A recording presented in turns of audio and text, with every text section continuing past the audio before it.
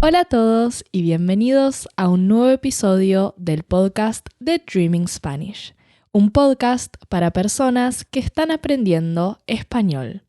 Acá diversos profesores de diferentes países de habla hispana charlamos, conversamos sobre diferentes temas y lo hacemos de una forma un poco más lenta, un poco más despacio para que ustedes puedan comprendernos y puedan seguir la conversación.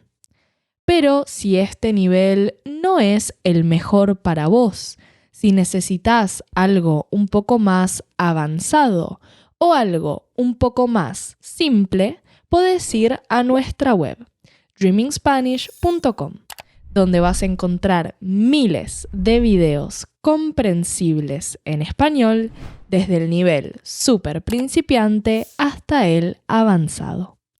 Yo soy Agustina de Argentina. Y yo soy Andrés de España. Y hoy estamos acá para charlar un poquito sobre geopolítica y para imaginarnos un poco cómo podría ser el futuro en el mundo. ¿No es así, Andrés? Así es. Vamos a hacer un ejercicio que por un lado tiene algo de política realista y por otro tiene un poco de geopolítica ficción, de imaginar escenarios posibles. Así es. Vamos a hablar sobre una posible unión americana, latinoamericana, hispanoamericana. Veremos. En primer lugar, vamos a hablar de un ejemplo que sí existe en la vida real y que Andrés vive muy de cerca, que es la Unión Europea. Y creo que estaría bueno que para empezar este episodio y para dar contexto, para contextualizar, estaría bueno que Andrés nos cuente un poco, ¿qué es la Unión Europea? Vale. La Unión Europea es un conjunto de 27 países en Europa que comparten un espacio económico común, comparten una moneda, el euro, y comparten ciertas políticas a ciertos niveles, ¿no? Hay determinados ámbitos donde hay un Parlamento Europeo que toma decisiones que luego los demás países aplican. Los demás países europeos aplican. Son decisiones que se toman en esa esfera alta que hay ahí, por encima del gobierno nacional, y que, nos llega. Y no solo las decisiones, también en cuestiones de, por ejemplo, fondos económicos, como fue el caso de los fondos Next Generation, que se dieron cuando, después de la pandemia, quisieron reactivar la economía para modernizar y digitalizar a empresas y administraciones. Ese tipo de cosas que hacen que la Unión Europea sean países que trabajan de forma coordinada y con objetivos más o menos comunes. Esta Unión Europea, por cierto, nació después de la Segunda Guerra Mundial como la Unión Económica o la Unión Europea del Carbón y el Acero, que fue una asociación de algunos países por tener acuerdos comerciales sobre estos productos, ¿no? Sobre el carbón y el acero. Lo cual mucha gente no lo recuerda, pero Europa, los países europeos, eran países que han tenido muchas guerras entre sí. Se han enfrentado mucho. Realmente no ha habido un periodo de paz estable hasta después, ¿no? Con este proyecto de la Unión Europea, que en realidad siempre pensamos en Europa como una unidad que existe desde tiempos muy antiguos y es una cosa bastante moderna. Es una cosa que no tiene tanto tiempo. Uh-huh. Sí, eso es muy interesante porque es verdad que históricamente incluso desde época medieval y desde los imperios, ¿no? Siempre hubo mucha guerra en Europa, muchas peleas, muchos enfrentamientos.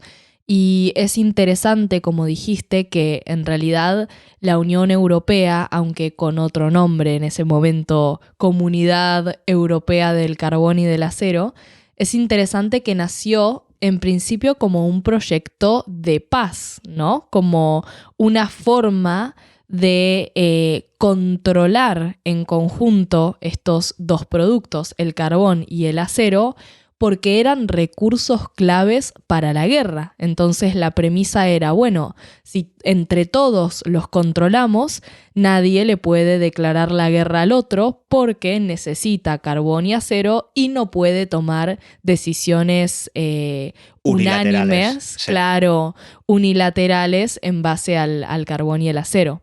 Pero bueno, digamos que desde ese momento hasta hoy la Unión Europea cambió mucho, se agrandó muchísimo. Y más allá de todo lo que es decisiones del Parlamento y políticas generales sobre temas específicos, me gustaría saber en qué te impacta en el día a día, ¿no? Como en la cotidianidad de un español, ¿no? O de un habitante de cualquier país que forma parte de la Unión Europea. ¿Qué beneficios y qué tal vez desventajas notás vos que estén relacionados con participar, con ser parte de esta unión? Bueno, yo creo que uno de los grandes beneficios es la movilidad. Puedo moverme por países de la Unión Europea con mi carnet de identidad nacional, el español. Yo puedo cruzar a Francia, a Alemania y hay libre movilidad de personas. No tienes que andarte pidiendo visados o realizando trámites en embajadas, ¿no? Sí. O consulados. Es fácil, digamos, hay cierta unidad en la cual te puedes mover, utilizas la misma moneda y eso lo hace más cómodo. Es muy diferente si viajas fuera de la Unión Europea. Esa Sí. es una gran ventaja. ¿Y se puede vivir también libremente? Pues hay más facilidades, pero creo que no. No estoy seguro porque no he hecho la prueba. No sé cómo están las cosas ahora. Creo que sí te puedes mover, pero necesitas o sea, puedes ir a vivir a otro país siempre y cuando tengas un permiso de trabajo. Ok.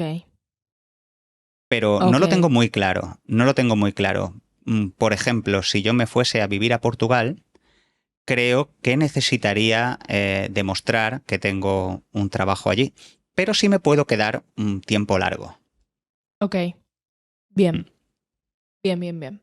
Continúa, era esa pregunta nada más. Vale, pero no lo tengo claro, tendría que revisarlo, la verdad. Otras ventajas o beneficios. Bueno, no sé si llamar a esto un beneficio, pero que haya colaboración entre los países también hace más homogéneo los acuerdos económicos, las transacciones económicas, e incluso a la hora de equilibrar las diferencias entre los diferentes países. Como ha pasado, como hablaba antes, con estos fondos europeos.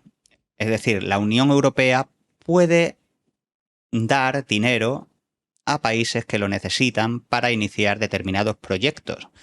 Entonces, una ventaja podría ser que ayuda a los países miembros que más lo necesitan, aunque esa ayuda no sea realmente gratuita. Luego, ¿es eso una ventaja? Pues no sé qué decir. Yo creo que resta independencia y bueno, luego tampoco se utiliza bien el dinero. Así que es una ventaja abstracta, es una ventaja teórica, pero luego a la hora de la verdad no estoy yo muy convencido. Es que eso es lo que pasa siempre porque, a ver, hay dos caras de la misma moneda, ¿no? Si vos estás en el país que recibe esta ayuda, sí se hace de forma correcta, lo cual es complicado porque, Vaya.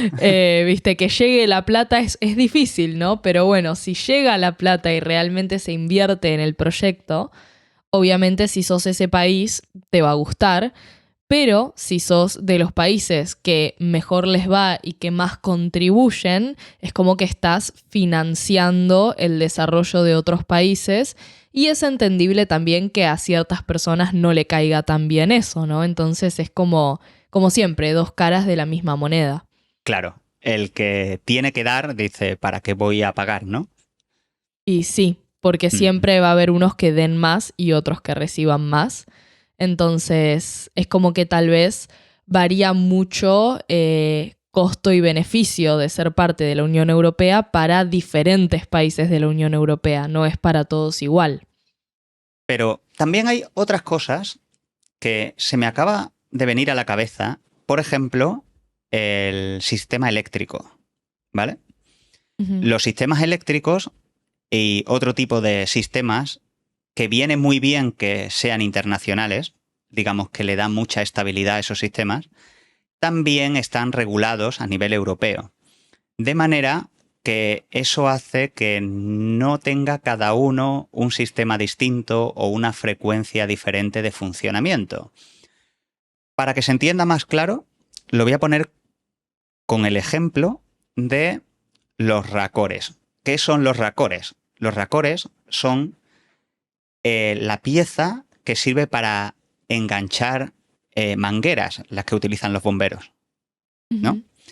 Pues imagina por un momento que cada comunidad o cada país, como pasaba en España con las comunidades autónomas, tiene una medida diferente para conectar las mangueras de los bomberos para trabajar. Pues ciertas regulaciones europeas lo que hacen es igualar entre países estas cosas. De manera que el material, por ejemplo, si se fabrican mangueras de bombero en España, puedan venderse en Alemania y cosas así. Uh-huh. Sí, estandarizar tal vez cosas más prácticas, ¿no? Sí. Cosas de servicios. Sí, eso trae muchos beneficios, no solo por un tema también de movimiento profesional, ¿no? De trabajar en otros lugares, ¿no? Y tener como los mismos estándares, sino también, como decís vos, a nivel económico, todo lo que es producción de, ¿no? Que el mismo producto que se hace en un país se puede vender en otro. Eso es interesante. La verdad que es un punto que yo no lo había pensado, pero tenés razón. Claro, y por ejemplo, libre comercio entre coches que se fabrican dentro de este espacio económico. Por ejemplo, no tener que cambiar los enchufes cada vez que te mueves de país, ¿no? Puedes conectarte a la red con el mismo tipo de enchufe. Uh-huh. Sí, sí. Eso serían ejemplos. Claro. Bueno, la verdad es que es, como digo, en el mundo creo que la Unión Europea es el ejemplo más famoso, ¿no? Uh-huh. Pero es verdad que en otros lugares se ha intentado hacer cosas así y Latinoamérica no es la excepción. En Latinoamérica ya han habido muchas charlas, muchas discusiones acerca de crear algún tipo de unión o de acuerdo. Y hay algunos, la verdad. Yo el que más conozco es el Mercosur, que su nombre viene de Mercado Común del Sur. Uh-huh. Y bueno, surgió en los 90, en realidad en 1991, e inicialmente fue fundado por Argentina, Brasil, Uruguay y Paraguay. Y su objetivo era crear un mercado común y coordinar más que nada las políticas de índole económico. Siempre fue por ese lado. Después se expandió más, se añadieron otros miembros. En un momento entró Venezuela y después salió. También estuvo ahí Bolivia, que se quería unir, pero creo que estaba en proceso de unirse. Y bueno, hoy en día es tal vez como el ejemplo más parecido pero no es muy parecido, que puedo comentar así como algo real que existe en Latinoamérica. Vale. Ese sería un Mercosur y, Sí. por ejemplo, los BRICS son compatibles. ¿Sabes si hay países de Sí, Mercosur? porque, Sí. sí, sí, porque si no me equivoco, Brasil está en el Mercosur Ajá, y es y están parte de los los BRICS. BRICS.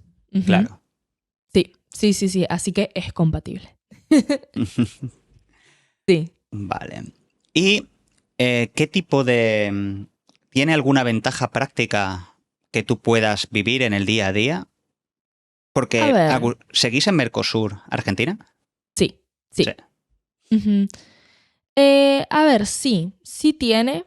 En primer lugar, libre circulación como en Europa, o sea, si yo quiero viajar a Uruguay, si yo quiero viajar a Brasil, no tengo que usar el pasaporte, puedo viajar simplemente con mi DNI, con mi documento nacional de identidad y lo mismo al revés. Entonces, dentro del Mercosur está esa libre circulación. Se supone que los requisitos para la solicitud de residencia, si yo quiero hacerme residente en un país del Mercosur, tengo menos requisitos, es más fácil que si no fuera parte del Mercosur, ¿no? Como que el trámite, todos los papeles y los requisitos son más relajados para personas del Mercosur y más exigentes para personas fuera. También hay como acuerdos tanto de universidades como de intercambios entre universidades del Mercosur, como laborales, ¿no? Se supone que es más fácil obtener permisos para trabajar, es más fácil tener como una promoción o tal vez un cambio de puesto en una empresa que también está presente en otro país del Mercosur. Entonces, sí, en ese sentido hay acuerdos también para reconocer el título universitario. Si yo me recibo en una universidad argentina, a veces hay convenios con universidades y con las autoridades de otros países del Mercosur, entonces reconocen mi título universitario y yo puedo ejercer, yo puedo trabajar allá sin tener que revalidarlo, que en otros países a veces tenés que dar exámenes y eso para volver a validar tu título. Entonces están esas ventajas, digamos, en lo práctico. Creo que la que más se ve es la de la libre circulación. Pero bueno, la verdad es que igual yo diría que no tiene tanto poder como la Unión Europea, el Mercosur, por varios factores, ¿no? Pero el más importante es que en temas comerciales, por más de que hay acuerdos de libre comercio y de menos aranceles y retenciones y todo eso, el tema es que la mayoría de los países del Mercosur todavía tienen como aliados, digamos, o como países con los que más hacen transacciones, países grandes, gigantes como Estados Unidos o como China. Entonces, el porcentaje de nuestras importaciones y exportaciones y del comercio que se hace con otros países del Mercosur es muy chico como para marcar una diferencia. No sé si tiene sentido lo que Vale. digo. Que el volumen de negocio, digamos, dentro del Mercosur no da un poder comercial global, ¿no? Que Sí. pueda competir con otras redes de comercio. Ujú. Y mismo, claro, dentro, o sea, Argentina comercia bastante con Brasil, un poquito con Uruguay, pero comercia mucho más con gigantes del mundo. Entonces es como que mismo dentro de nuestro comercio el porcentaje de las transacciones que son con países del Mercosur es muy chico comparado con otros. Va, entiendo. Cuando has dicho lo de los títulos universitarios, eso también es verdad aquí en la Unión Europea. Claro. Y eso es una gran cosa, aunque debería ser una gran cosa para todo el planeta. Sí. Porque he trabajado en una administración en la universidad y, bueno, si viene un estudiante de Italia, como están, digamos, equiparados los títulos, las formaciones, hay que hacer una traducción y poco más, ¿no? Claro. Y es fácil la movilidad y los programas, está el Erasmus, por ejemplo. Hay programas de movilidad que facilitan mucho la vida a los estudiantes para estudiar fuera o para moverse de lugar, para convalidar sus títulos, para validar sus títulos en otros países. Pero cuando me llegaba a mí un estudiante o una estudiante que venía de América, que venía de Oceanía, que venía de Asia, que venía de África, era, como dirías tú, un quilombo. Era terrible, terrible poder trabajar con la documentación, y ahí la administración muestra su peor cara porque le pone unas dificultades y unos rollos. Bueno, y si vienen de Reino Unido también. Claro, Claro, sí. ahora sí. Pero les ponía unos problemas que yo sentía una lástima de decir, es que no sé cómo ayudarte, porque me atan de pies y manos. Te piden un documento que para tenerlo necesitas otro documento que te tienen que haber dado. La misma administración es, no sé cómo decirlo, es como algo que necesitas para poder validar tus títulos, pero ese algo que necesitas tampoco lo puedes tener porque para tenerlo tendrías que validar, Tener el otro algo. El otro algo, sí. Sí, es como un ciclo. Como un ciclo, un círculo sin fin. Sí. Que fastidia a muchos estudiantes y les arruina sus expectativas y sus posibilidades de progresar en la vida. Así que sí. Eso ya, ahí hay un motivo más para unir, construir puentes entre pueblos. Porque los países tienen sus intereses, pero los estudiantes tienen sus intereses. Los estudiantes tienen sus intereses. Y los estudiantes que están creándose una vida no tienen interés ninguno en meterse en guerras, en peleas, ni en nada. Quieren poder estudiar, encontrar un lugar y moverse por donde necesiten. Sí, yo creo que, bueno, uno de los problemas que tenemos acá en Latinoamérica en general, o sea, dentro del Mercosur, por ejemplo, es que, bueno, pero no solo acá, o sea, en toda Latinoamérica, no solo en el Mercosur, es que hay muchos problemas políticos. Es una zona con muchos cambios a nivel político y muchos giros como muy abruptos, ¿no? Típico de un país latinoamericano que viene de un gobierno súper de izquierda, muy populista, y al otro día no, viene un gobierno que nada que ver, como mucho más de derecha, pum, pum, pum, como esos cambios ideológicos muy abruptos. Y claro, eso es muy difícil cuando vos querés coordinar políticas a nivel, digamos, como entre muchos países, ¿no? Porque no podés tener que cada 4 años un país se te da vuelta como un panqueque, ¿no? Y tipo, ahora quería esto, pero ahora quiere esto. Entonces causa muchos problemas de coordinación, muchos desequilibrios políticos, económicos, mucha debilidad institucional. O sea, es casi imposible planear a largo plazo, y muchas veces lo que pasa es que países del bloque, ¿no?, del Mercosur, empiezan a aplicar medidas proteccionistas porque quieren cuidar su propia industria, pero esas medidas proteccionistas van en contra de los principios de libre comercio del bloque en sí. Entonces, claro, está todo ese tema político, administrativo que le juega muy en contra a los países de esta zona. Hay una falta de unidad política, ¿no?, que permita darle estabilidad a la red económica del Mercosur. Uh-huh. Y esto que voy a decir ya es más una apreciación mía personal, pero yo creo que en general lo que pasa acá es que en Latinoamérica tenemos muy poca confianza en el gobierno. Tipo, nadie confía en el gobierno, nadie confía en las instituciones. Es como que uno no les cree. O sea, te dicen algo y vos decís, me está mintiendo, ¿no? Es como que, digamos que así por default, ¿no? Siempre uno piensa que te están mintiendo, que seguro algo están haciendo. Es como que al no haber confianza institucional incluso en los propios bancos, ¿no? En las reservas del país. O sea, uno dice, acá me están mintiendo, me están robando. Entonces, esa como creencia y esa forma de pensar que tiene la gente hace que tampoco quieras meterte así en una alianza entre países porque decís, otros más que me van a robar, ¿no? Es como que creo que tal vez socialmente está un poco ese sentimiento por experiencias que hemos tenido en el pasado. Sí, y además, como no hay una moneda común, ¿no? Uh-huh. No sé en qué moneda se harán las transacciones, principalmente, pero a falta también de una autoridad monetaria común, supongo que todo se hace aún más caótico. Aquí tenemos, si tenéis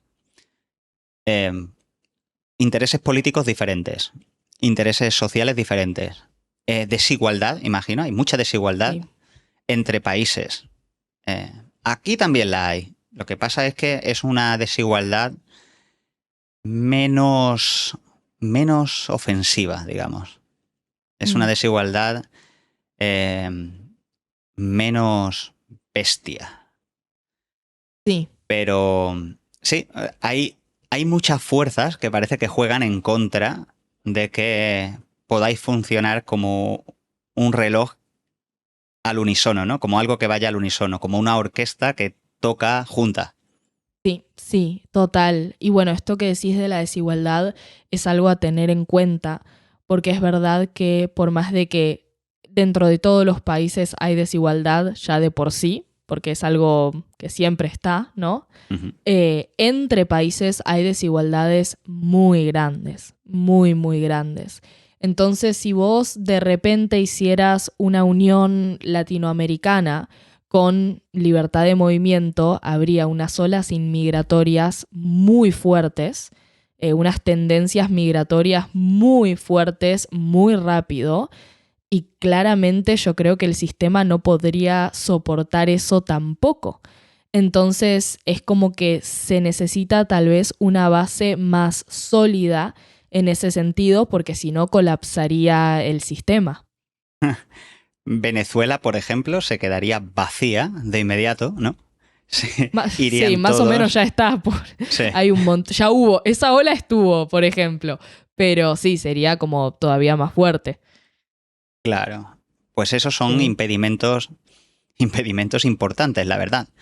Uh-huh. Pero al mismo tiempo son una debilidad, en mi opinión. Porque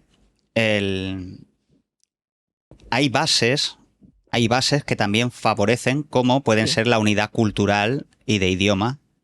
Total, total. El hecho de que todo el continente prácticamente, ¿no? Prácticamente, porque está Brasil, están las Guyanas, hay islas del Caribe, está Belice, pero prácticamente que todo el continente hable el mismo idioma es un golazo, como decimos los argentinos. O sea, es un súper punto a favor, favorece muchísimo la organización, la coordinación. Incluso también a nivel religioso, si lo pensás, no es que haya países demasiado religiosos, pero quieras o no, la historia religiosa influye mucho en las costumbres y en la cultura de un lugar, y el hecho de que prácticamente todos sean católicos también te da como esa unidad, ¿no? Te une. Entonces tenemos una base muy fuerte de idioma, de historia, de cultura, de religión, pero bueno, es complicado. Ten en cuenta que en la Unión Europea precisamente lo que tenemos son muchos idiomas diferentes. Sí. Y hay países católicos, hay países protestantes. No hay una real unidad, salvo el haber pasado por una guerra, el haber sido escenario clave, ¿no? En la Segunda Guerra Mundial. Sí. Pero esa ventaja aquí no la tenemos. De hecho, yo creo que es un punto que hace que España esté más cerca, estamos más cerca culturalmente por el pasado, estamos más conectados, España y América, que España y la Unión Europea. Sí, es verdad, totalmente. Pero creo que un tema que ustedes tienen, pero no tanto, y que a nosotros nos juega muy en contra, es el tema de las fronteras peligrosas y las fronteras conflictivas.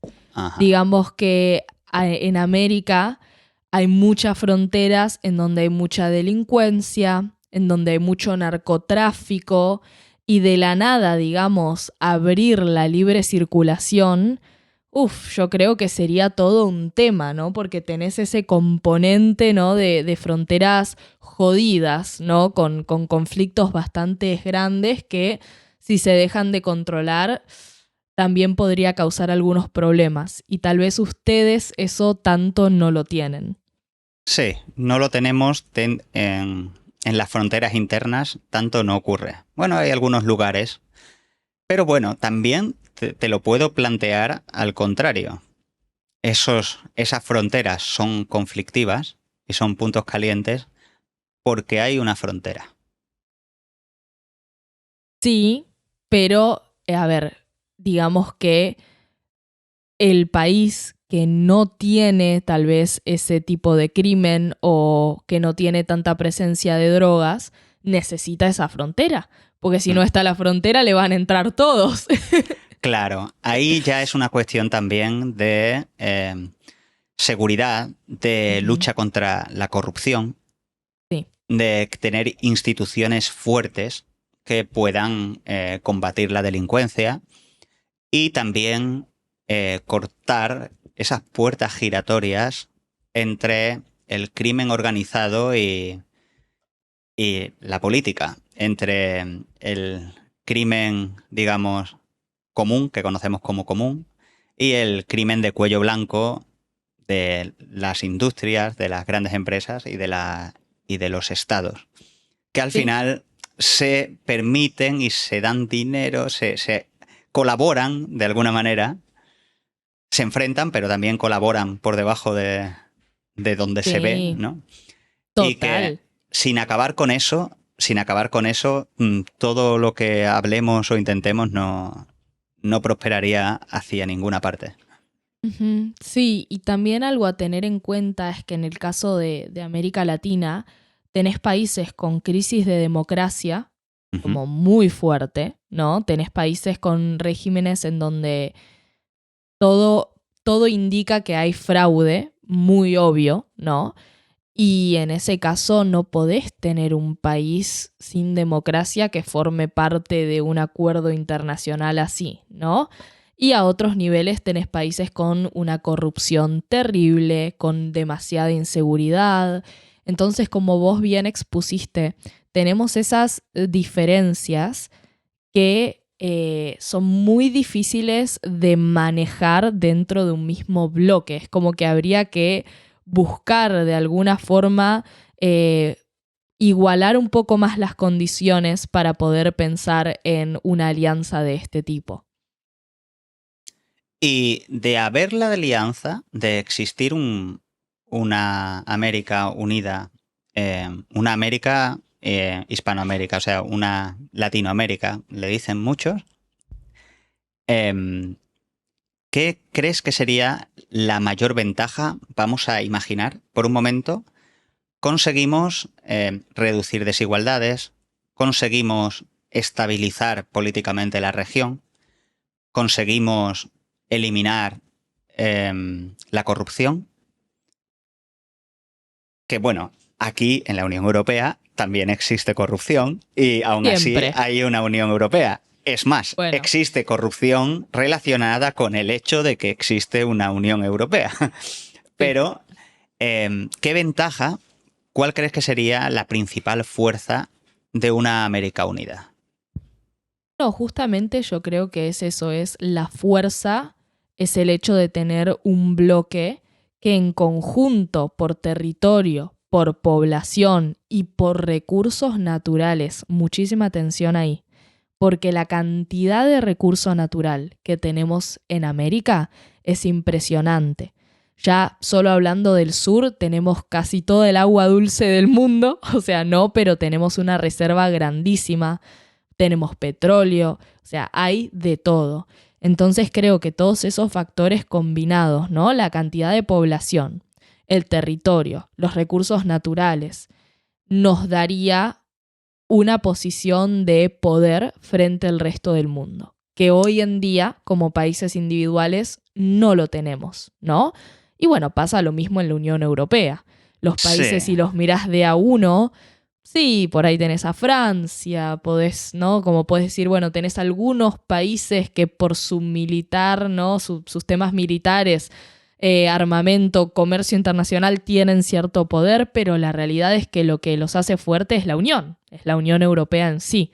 Y creo que una Unión Americana nos permitiría tener ese tipo de poder, ¿no? Cosa que te trae ventajas, ¿no? Tener ese peso a nivel internacional que de forma individual no lo tenemos. Eso a nivel geopolítica, ¿no? A nivel tener peso conflictos. geopolítico. Claro. Después a nivel de todos los días, yo creo que todo lo que es poder moverse libremente, oportunidades de trabajo, intercambios culturales, ¿no? Todo ese tema. Pero bueno, creo que lo que más ayudaría a nuestra región es eso, es el tener un peso compartido frente a otras potencias del mundo que de otra forma no lo podemos tener. Claro. Y ahí también juega un poco que otras potencias del mundo no tendrían mucho interés y tienen más interés, digamos, en mantener la región dividida, porque no es lo mismo negociar con una entidad grande que negociar con varias entidades pequeñitas. Total, total. A ver, yo creo que muchos de los conflictos que hemos tenido a lo largo de la historia en América Latina no se originan simplemente de lo que pasa dentro de un país, tienen que ver siempre con el contexto internacional y con los intereses de otras potencias. Y siempre a una potencia le conviene que el enemigo esté débil, le conviene que los demás se lleven mal entre ellos, porque de esa forma la potencia tiene más poder. Entonces sí, yo creo que ese punto es muy válido, que a lo largo de la historia siempre intentaron que Latinoamérica no esté bien. Entonces, bueno, si se pudieran consolidar esas diferencias, si se pudiera llegar a un acuerdo y a un bloque, bueno, tendríamos mucho más poder y sería interesante también la dinámica. Sí. A mí me interesa mucho la idea de que también exista cierto espacio común entre los países de América y España.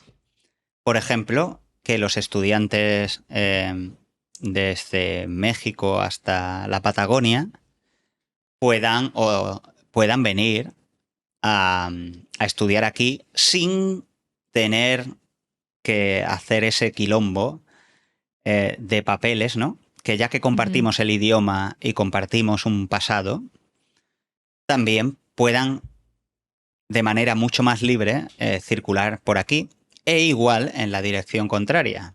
Que yo pueda viajar sin demasiado problema y sin necesidad de muchos trámites a cualquier país, en general en el mundo, en el que se hable español.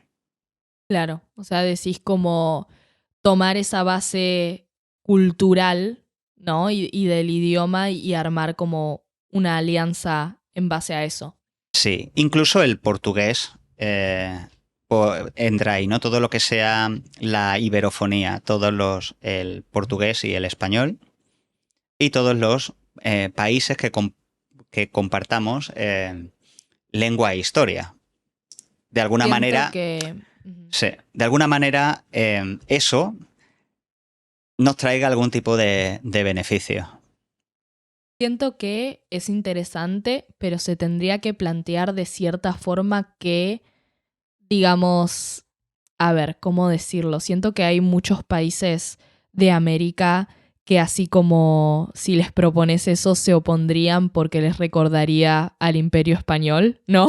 Siento que la realidad es que muchos tendrían como esa primera reacción de decir como no, ni loco vuelvo, ¿no? Como ni loco me voy a aliar con el que me colonizó, ¿no? Entonces plantearlo realmente desde un punto de vista de nadie está por sobre nadie, ¿no? Y como Sí. porque compartimos hoy en día estas bases culturales, pero respetando que cada país es un país independiente, autónomo y que, bueno, se entiende a lo que voy, como que no tenga ese tinte, porque digamos, por historia, ¿no? Y por tal vez sufrimiento histórico de parte de ciertos países, como que la primera reacción podría ser negativa en ese sentido. Espero que entiendas lo que quiero decir. Sí, lo entiendo, pero claro, veo como el contexto muy diferente, ¿no? Estamos hablando Sí. de que, pues eso, ¿no? Que los estudiantes no tienen que convalidar títulos, que podemos comerciar e intercambiar cosas, que podemos movernos. No es la vuelta al Imperio Español ni nada de eso. Sí, sí, sí, sí. No, y sería muy interesante porque, como decís, se comparte una base, ¿no? La Ujú. base de simplemente ya del idioma es enorme.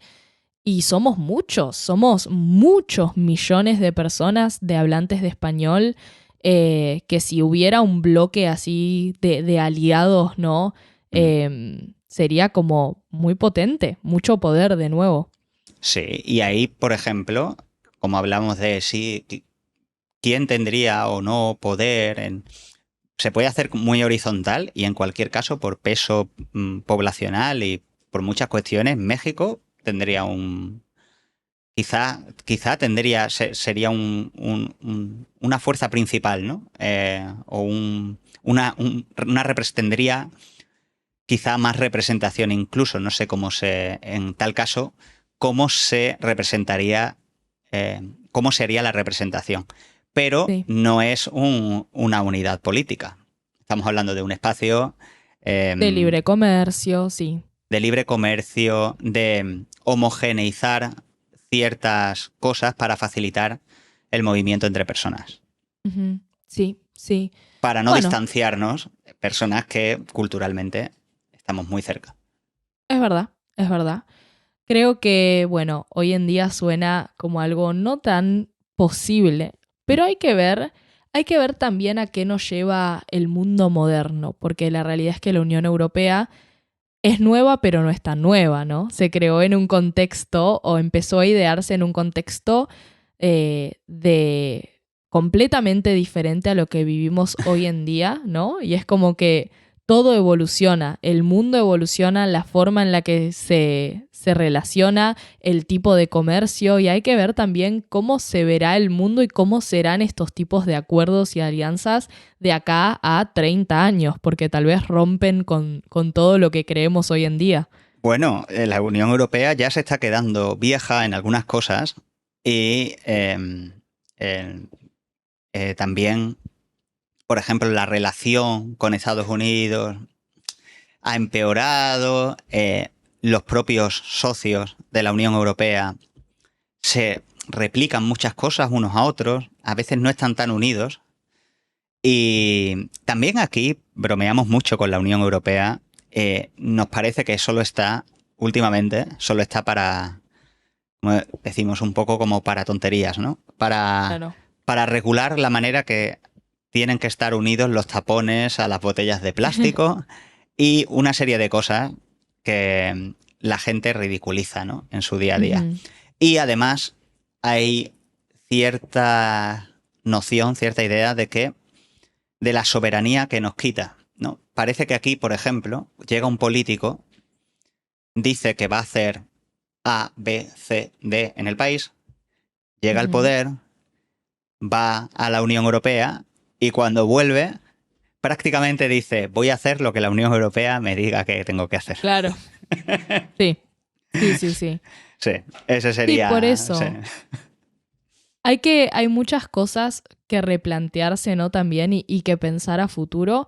Pero bueno, es interesante y yo creo que está bueno reconocer que dentro de América tenemos muchos puntos a favor y muchas cosas en común, ¿no? Mm. Otras que no, algunas que sí, pero que no descartar la posibilidad. Pero bueno, en los comentarios, chicos, como siempre, los invitamos a dejar su punto de vista, ¿no? Su opinión Eh, respetuosa, por por favor, favor. respetuosa. Punto importante.